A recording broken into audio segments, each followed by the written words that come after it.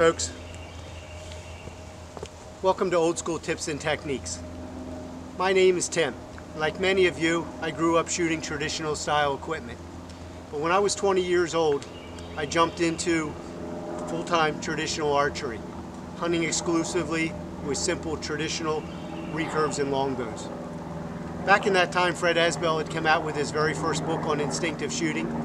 Gene and Barry Wenzel were traveling around the country doing their whitetail seminars, and the late Jim Brackenberry had made one of the very best recurves out there.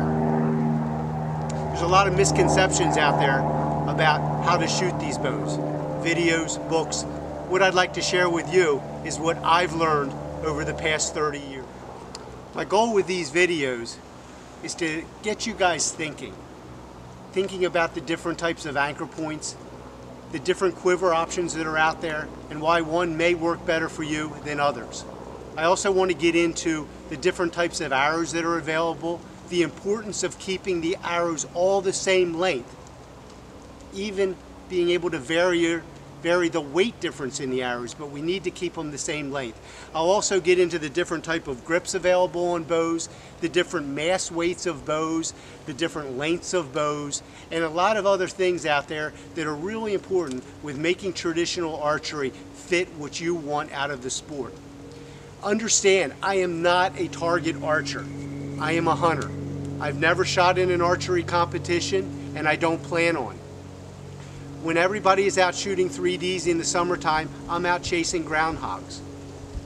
I enjoy stump shooting, I enjoy whitetail hunting, turkey hunting, bear hunting, and even the occasional out west hunt. It's been a wonderful journey for me, and hopefully these videos will help make it a little simpler for you to get into the next level of your traditional archery journey.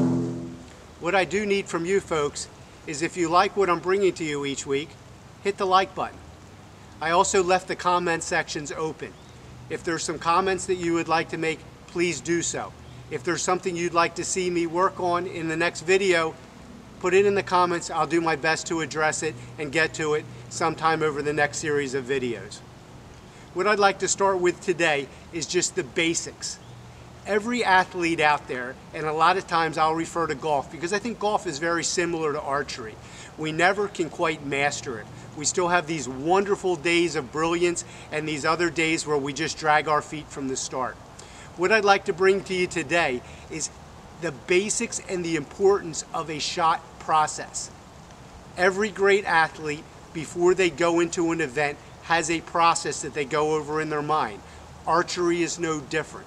I don't care whether you're a target archer or whether you're a hunter, you need a process. When somebody walks up to you on an archery range and asks you, "Hey Joe, what is your shot process?"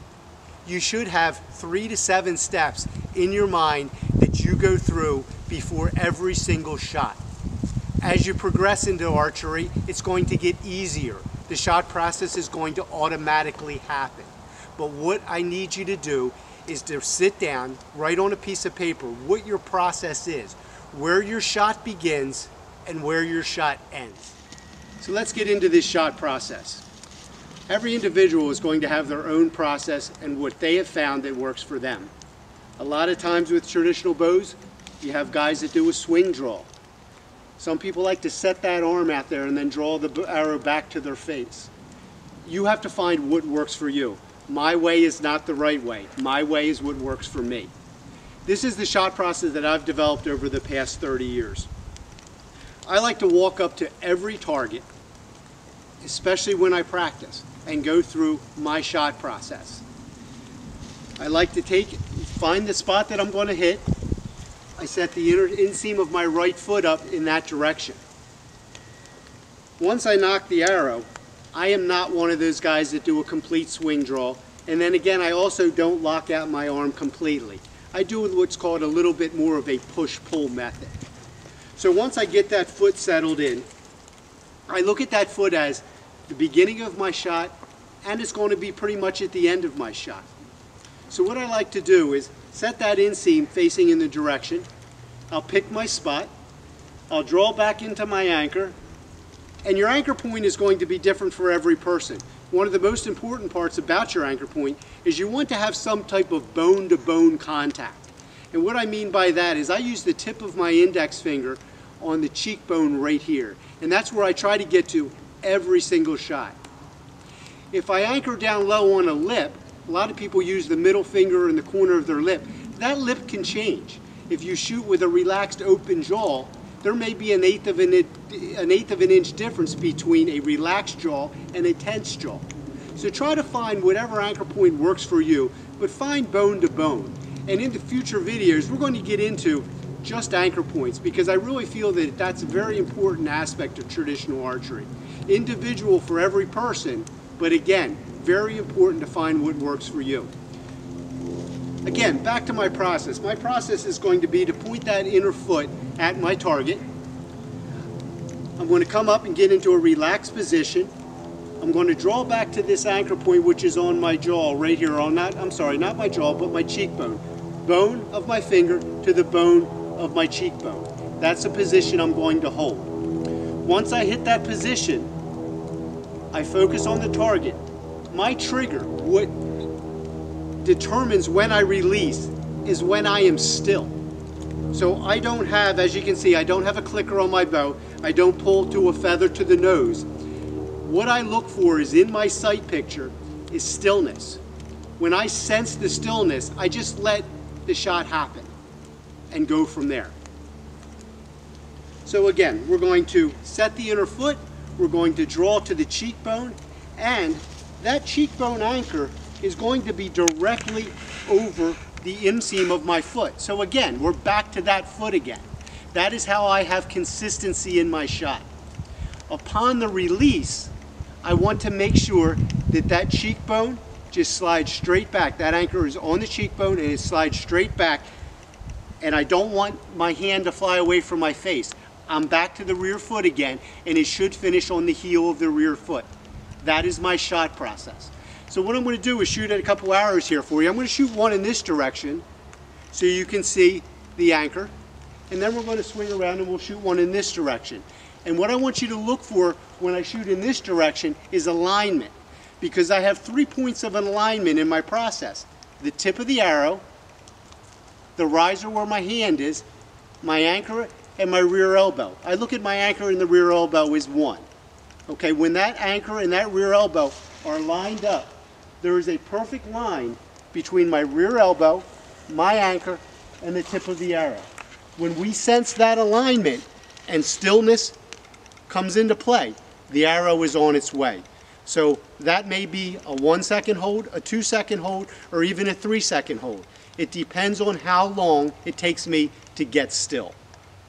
So let's go over here and we'll shoot one here first. And what I want you to take a look at, my rear foot, we're going to draw back to that cheekbone with that finger.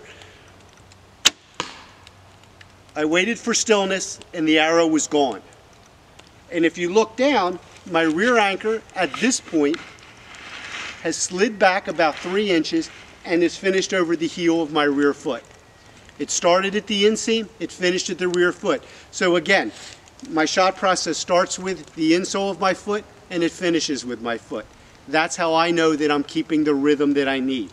And again, in the future videos, we're going to get into rhythm, because rhythm is as important as any aspect in traditional archery. Let's shoot one in this direction.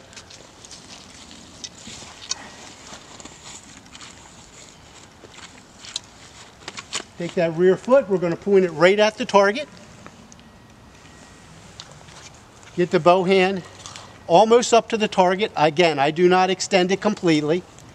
We're going to draw back to the cheekbone, wait for the stillness,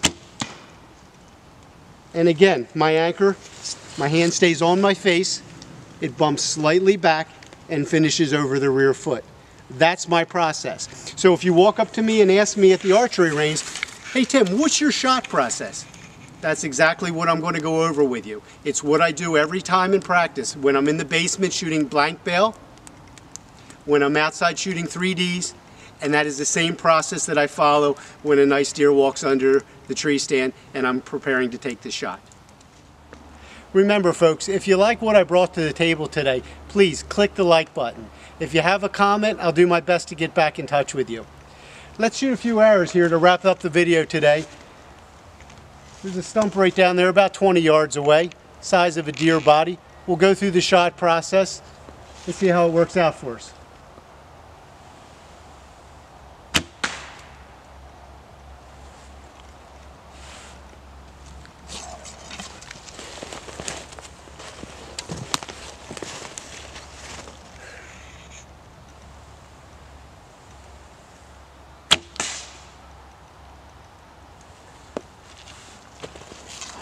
It's real important when you go through your process to make sure that you hold a little longer than you normally would. That way when you do have a quick shot, you're still holding on to that anchor point and that draw and keeping that bow arm up long enough for that arrow to clear the bow.